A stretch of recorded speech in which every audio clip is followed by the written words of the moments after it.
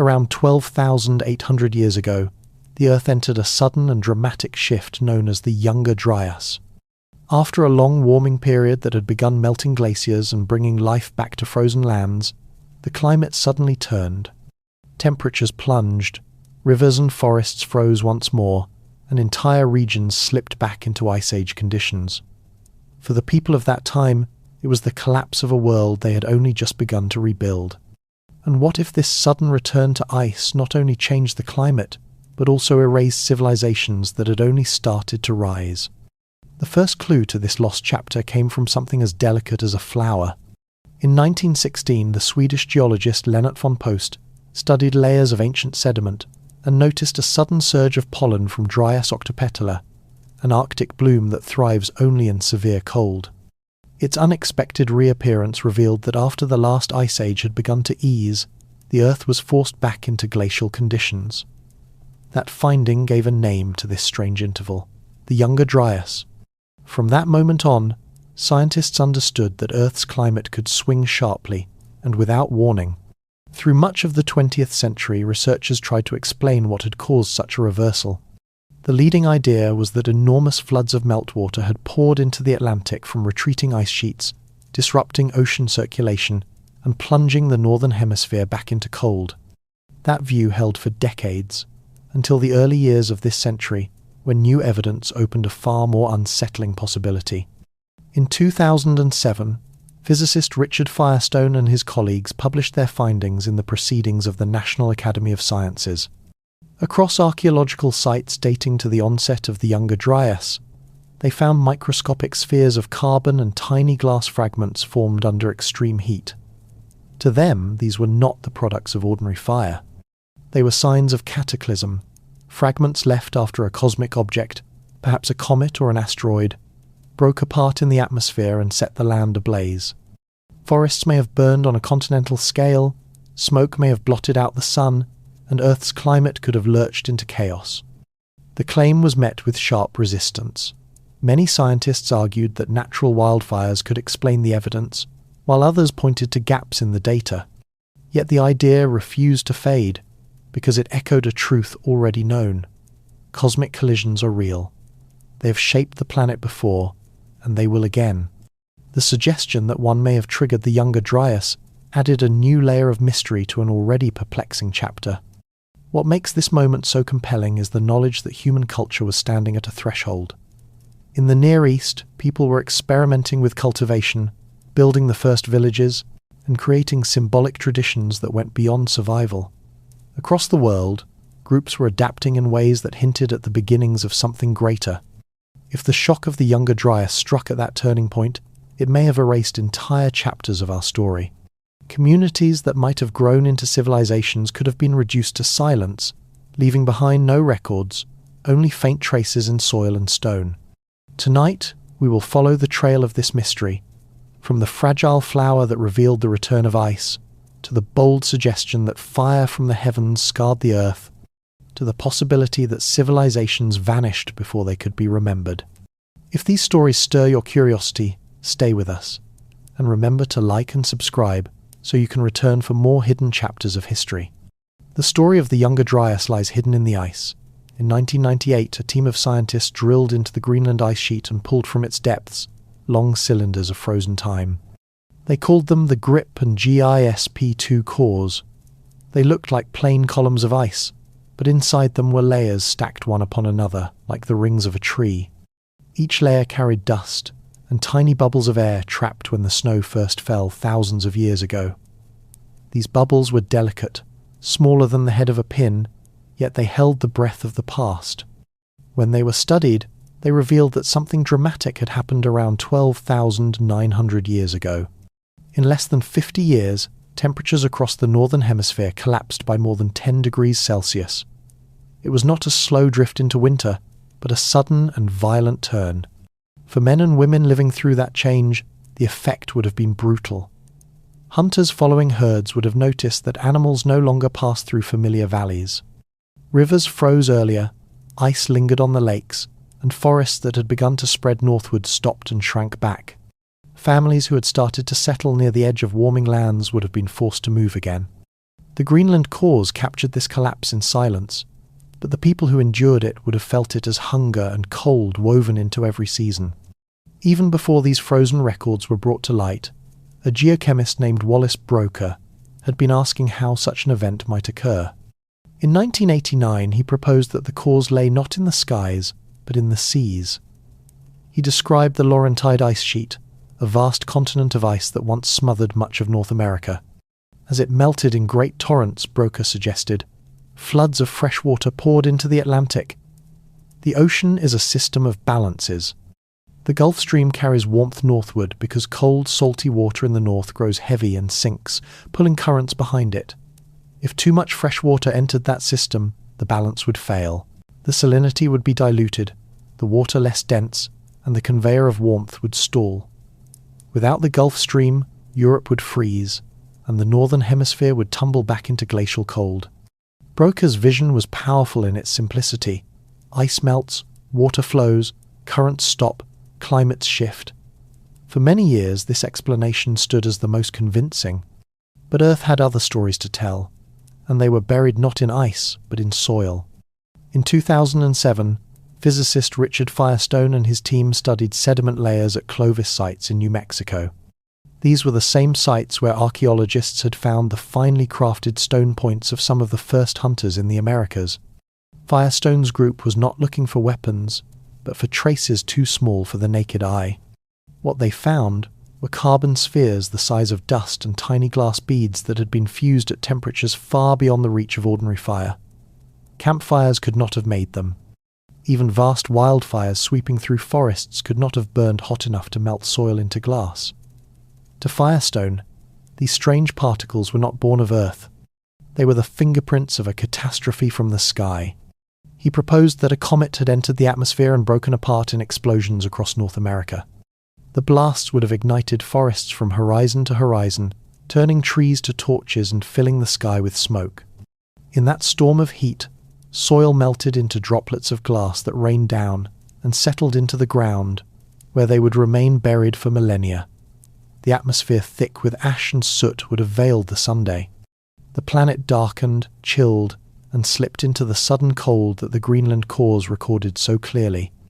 It was a dramatic vision, almost cinematic. Imagine men out hunting as fireballs ripped across the dawn, forests exploding into flame, animals scattering in blind panic. Imagine a night sky glowing red with smoke and sparks, followed by days when the sun was dim and the air tasted of ash. For some, this explanation fit the scale of the catastrophe better than any slow flood of fresh water. But extraordinary claims demand extraordinary proof. In 2010, a group of researchers in Copenhagen examined similar samples and reached another conclusion. The particles of carbon and the glassy fragments, they said, could indeed come from Earth itself. Forests burning in dry conditions can create extreme heat, and the residues left behind can mimic what others saw as signs of a comet. To these researchers, no object from the sky was needed. The Younger Dryas could be explained by Broecker's collapse of the Gulf Stream and the fires of forests that have always burned. Between these two pictures, the Younger Dryas remains suspended. One tells of water pouring into the Atlantic and silencing the engine of warmth. The other tells of fire raining from above and forests consumed by a cosmic spark. Both speak of the same outcome, the drop of more than 10 degrees in the space of decades, a shift recorded in frozen bubbles and buried in soil. To picture what Firestone's comet might have meant, we turn to Siberia in the summer of 1908. On a June morning, a streak of fire split the sky and exploded above the Tunguska forest with the force of thousands of bombs.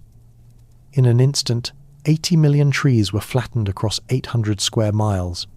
The shock rolled out for hundreds of miles, shattering windows and throwing men from their feet. Horses bolted in terror, and for nights afterward the skies over Europe glowed so brightly that people could read their newspapers at midnight. Yet the rock responsible was no larger than a building. Now imagine an object larger still breaking apart 12,900 years ago, high above the lands where early hunters walked.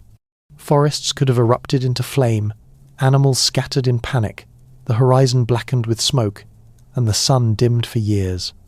If it was a comet, the destruction could have matched Tunguska in 1908, but on a global scale.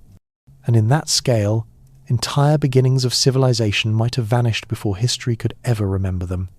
If you are still here listening, leave a like so we know you are following along, and stay with me as we step into the next part of this mystery.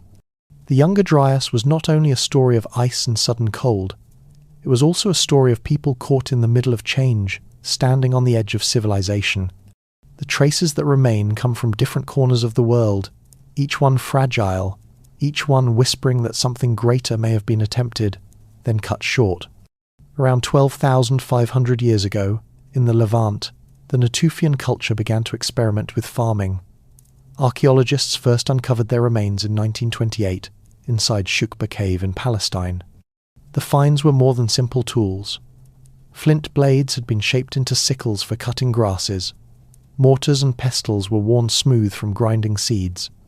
Hearths had been reused again and again in the same spot, and stone walls suggested shelters meant to endure beyond a single season. These traces spoke of a shift. For the first time, people were not entirely nomadic.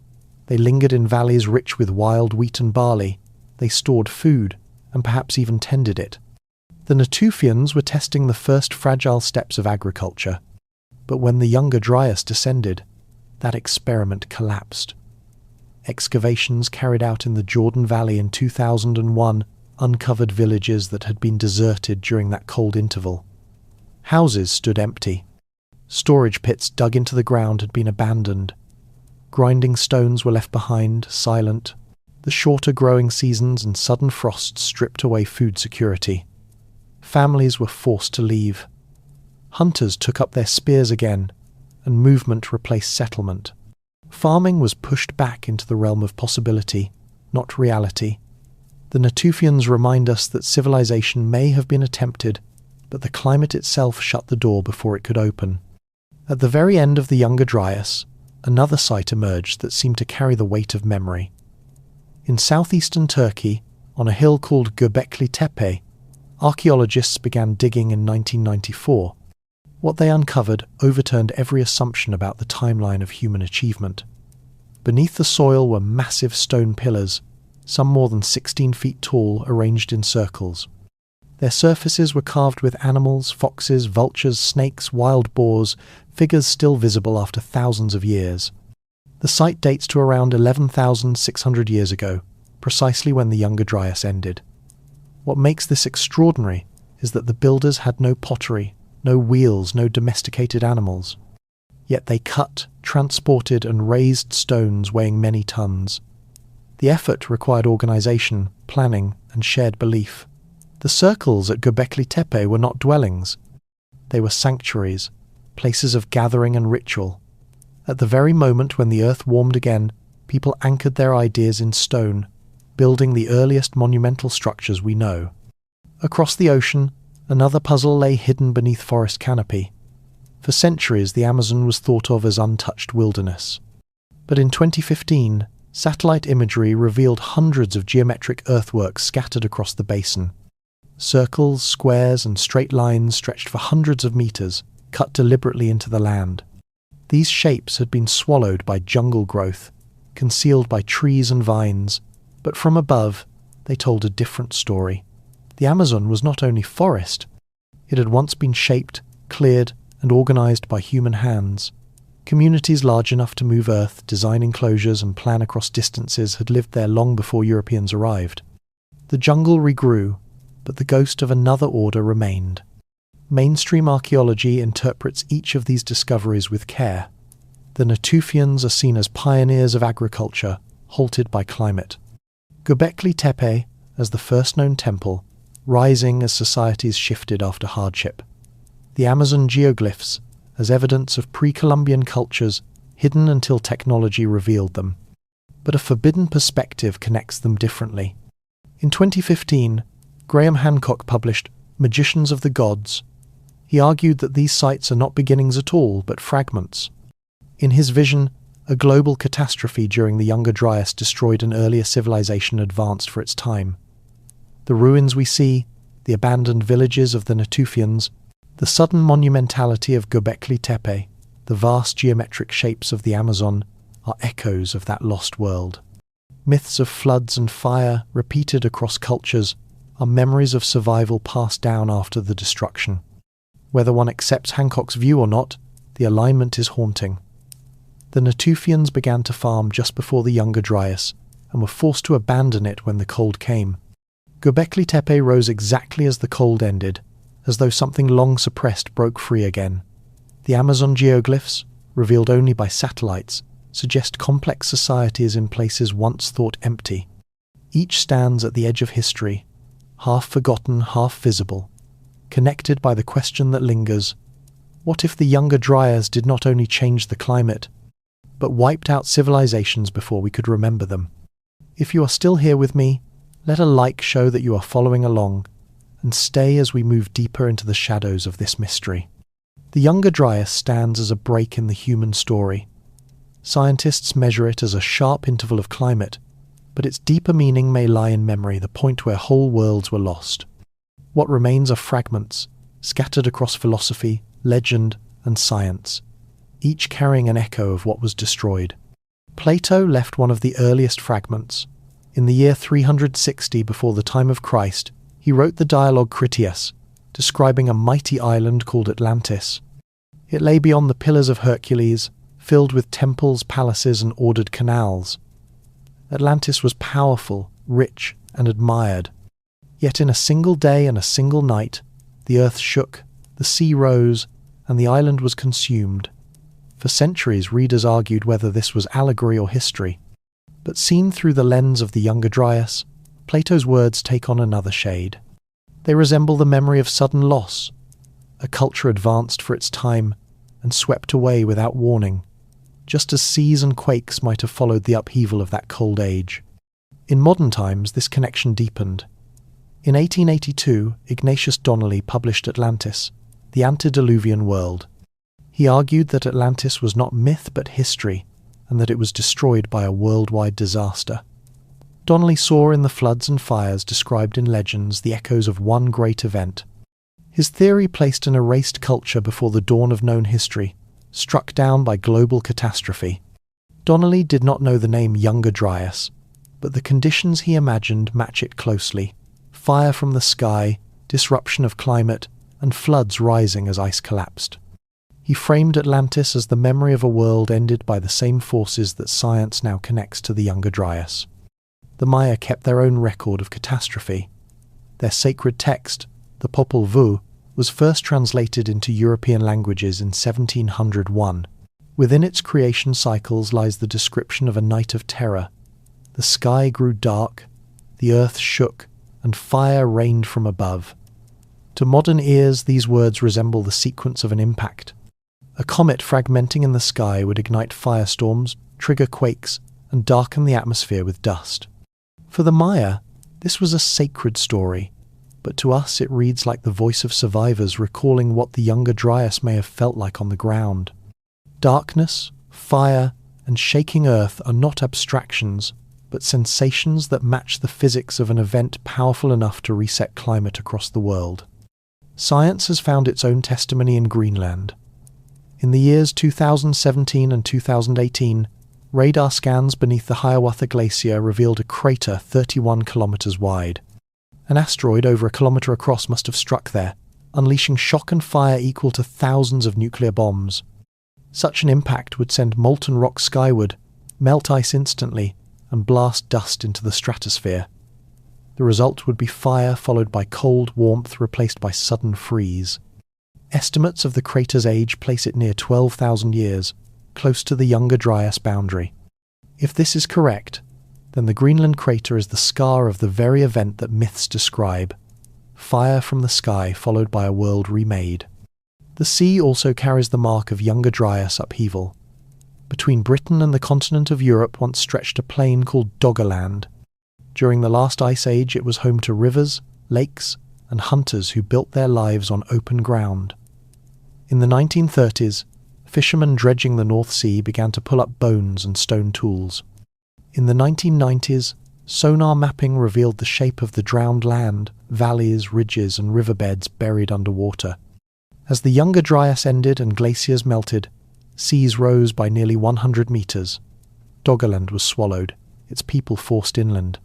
Here was no allegory but reality, an entire landscape erased at the close of that cold interval, proof that rising waters could obliterate homelands as completely as any myth described. When these fragments are seen through the Younger Dryas, they align in unsettling ways. Plato's account of an island swallowed in a night resembles the fate of coasts erased by rising seas. Donnelly's global flood mirrors the real surge of meltwater that drowned valleys and plains. The Popol Vuh echoes the sensations of an impact, fire raining and skies darkening. The Greenland crater provides the physical mark of such an impact. Doggerland shows how seas finished the work, burying settlements beneath waves. Each is a different voice, yet each speaks of the same moment when the Younger Dryas could have swept human worlds away. The forbidden hypothesis takes these voices further. It proposes that before the Younger Dryas, human societies may have flourished along coasts, where fertile lands and abundant waters made life possible. If such cultures existed, the sudden return of cold and the floods that followed would have drowned them. A rise of 100 meters would be enough to erase every shoreline settlement, leaving their remains hidden under oceans. What survives are myths of land swallowed, stories of fire from above, and physical scars in ice and sea. To imagine this is to picture a chapter missing from human history. Along vanished coasts, people built, traded, and worshipped. Then came the impact, the freeze, the flood. Their homes sank beneath water, their names were lost, and only survivors remained to carry whispers into myth. Off the coast of Japan, divers exploring the waters near Yonaguni in the 1980s discovered what appeared to be a massive stepped structure. The formation looked like terraces and platforms, its lines too straight for some to accept as the work of nature. Mainstream geologists argue that the formation is natural, carved by currents. Yet a competing hypothesis insists it may be a human monument, built when the sea level was lower. If that is true, it would have been swallowed as the Younger Dryas ended, and oceans climbed nearly 100 meters. The site remains disputed, but within the frame of the Younger Dryas it becomes a candidate for a drowned memory of that age. A similar case lies in India's Gulf of Cambay, where sonar surveys in the late 20th century revealed what looked like geometric shapes and possible foundations beneath the water. Sediments and erosion make certainty impossible, and many scientists doubt the claim. Still, the hypothesis is that if these were settlements, they too would have been erased when post-Younger Dryas floods surged across coastal plains. Both Yonaguni and Cambay remain uncertain, but they are remembered here as possibilities, contested clues that the seas rising after the Younger Dryas may have buried more than land. On firmer ground lies the evidence of genes. In 2014, the remains of a child from the Clovis culture, more than 12,000 years old, were studied in Montana. DNA analysis revealed a clear break in population continuity at precisely the moment of the Younger Dryas. Before the sudden cold, the Clovis people thrived across North America, leaving behind their distinctive spear points. With the onset of the Younger Dryas, their numbers fell sharply. Populations dwindled, and in some places disappeared. This is not myth or speculation. It is a scientific record written in bloodlines, showing how the Cold Age carved into the very survival of early peoples. In Europe, archaeology has uncovered another direct witness. Doggerland, the plain that once stretched between Britain and mainland Europe, was a vast landscape of rivers, forests, and hunters. By the 1930s, fishermen had already pulled bones and tools from the seabed. In the year 2015, a paper in the journal Antiquity confirmed artifacts from those drowned lands, stone tools, animal bones, and signs of human occupation. These were not vague hints but hard evidence that people once lived there, only to be displaced when rising seas drowned their world. The Younger Dryas thaw had poured meltwater into oceans, and Doggerland became another casualty of the floods that closed that chapter of climate. As already seen with Göbekli Tepe, the site holds more than towering stones. Some of its carvings may represent constellations, arranged with care as if to mirror the night sky. One block in particular, often called the Vulture Stone, has been read by researchers as a record of a comet impact at the very end of the Younger Dryas. If this interpretation is correct, then the builders were not only creating a sanctuary but preserving a warning. The images become a memory in stone, a way for survivors to pass on the story of fire from the heavens and the sudden cold that followed.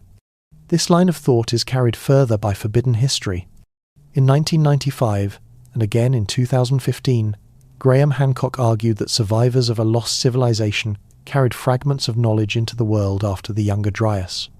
He called them magicians of the gods, teachers who seeded astronomy, architecture, and myth across cultures. It is a controversial theory, rejected by most scholars. Yet it draws strength from the timing. If coastlines were drowned, if populations were broken, and if survivors remained, then they could indeed have spread fragments of memory, building new traditions on the ruins of the old. Within the story of the Younger Dryas, this forbidden hypothesis becomes a haunting possibility, that the seeds of our history were planted by those who endured the end of another.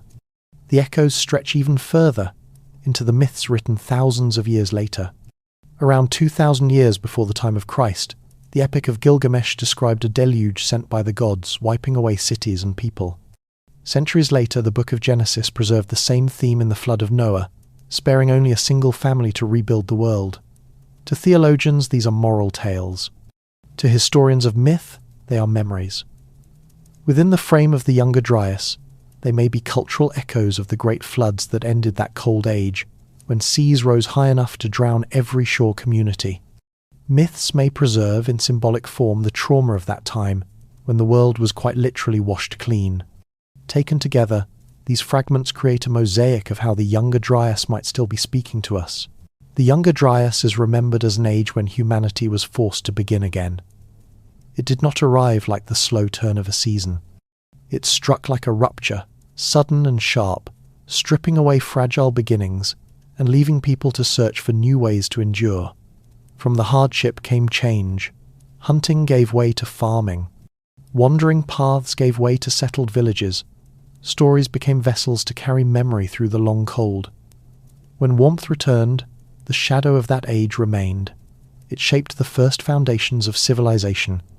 For centuries, this story lay hidden in scientific circles, whispered in ice cores, and debated in journals. Few outside those fields ever heard the name. That began to shift in 2012, when National Geographic aired Ancient Apocalypse. For many, it was the first time they encountered the tale of a sudden freeze that could have changed the trajectory of human progress. A decade later, in 2022, Netflix brought the story to millions more with Graham Hancock's Ancient Apocalypse. The series sparked fascination and controversy alike. Some dismissed it, others embraced it, but all at once, the Younger Dryas was no longer obscure. It had become part of cultural conversation, a symbol of how fragile the story of humanity truly island. Stories like these matter because they remind us that stability is never certain. Civilizations that feel solid can be swept away in a single lifetime. The Younger Dryas shows that change comes suddenly, and that survival depends not on wealth or power, but on the ability to adapt. Humanity endured not by conquering nature, but by learning to live with it, to plant seeds in fragile soil, to carve memory into stone, to build again after loss. That resilience still flows through the traditions and communities we inherit today. There was a time when the earth grew cold without warning, and history was forced onto a different path. In our own age, the signs appear in other forms. Forests fall faster than they can grow back. Rivers choke on the waste of human hands. The air grows heavy. Seas climb higher. Storms cut deeper into cities. Even the ground trembles, as if to remind us that balance is never permanent.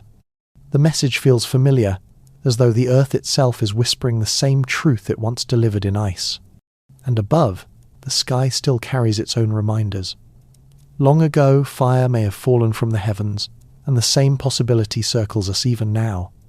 We track the heavens with telescopes and satellites. Yet the greater danger may be the wounds we create here on the ground. To live as if the earth can endure anything is to forget the lesson written in deep time. The world is fragile, and to protect it is to protect ourselves. From the soil beneath our feet to the skies above, every choice carries weight. If humanity wishes to avoid another forced reset, the path is clear. Care for the earth, keep its balance, and the story of civilization will continue. In 2025, researchers studying sediments from the floor of Baffin Bay uncovered traces that stirred fresh debate. Within the layers tied to the onset of the Younger Dryas, they found microspherules and platinum anomalies, the same geochemical fingerprints that appear when comets or asteroids strike the Earth. It does not close the case, but it deepens the mystery. Perhaps 12,900 years ago it began with a flash in the sky, fire on the ground, and then the long winter that forced humanity to start again. The mystery of the Younger Dryas is not finished, and maybe it never will be. Yet its echo endures, reminding us that history is shaped not only by what was built, but also by what was lost, and then begun anew. If you are still here, and this story has touched you, please support us with a like, or subscribe if it is your first time watching the channel. Share with us the mysteries you would like us to explore next. And now, may your night be peaceful. Good night.